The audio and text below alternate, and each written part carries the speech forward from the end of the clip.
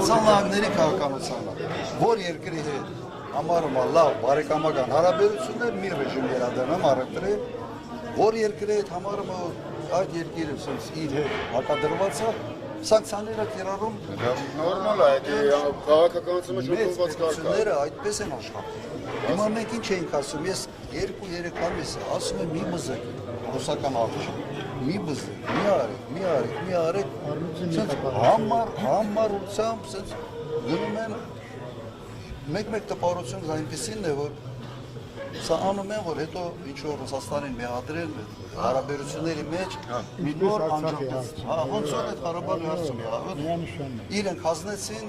ստեցի ռուսների գրպանը։ Ամբողջ հակառուսական կոալիցիան Երևանում էր, չէ՞, դա բարձ է, ես հիմար չեմ, ես քաղաքացի եմ, ես դա տենում եմ ու վտանգ եմ զգում, պարոն Քոչյան, ես հող չունեմ, ես գյուղացի մարդ եմ, Քարակերտ համայնքից եմ, իմ անունը Բագրատ է, բայց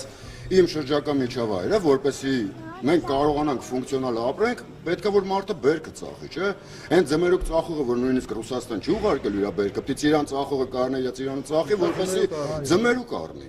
Տոտալ աղքատացում է մեզ սպասում։ Մենք ընկնելու ենք 90 միլիոնից Թուրքիայի ու 10 միլիոնից Ադրբեջանի, փականի արանքը։ Ես սարսափում եմ իմ ընտանիքի համար։ Ես սենց ասեմ, ես հավաքական ԿՊ-ականներին սենց պետք է մի հատ հավաքել, մի հատ սեմինար անես, հետները բացատրես, շատ պարզ լավ ձևով բացատրեցին։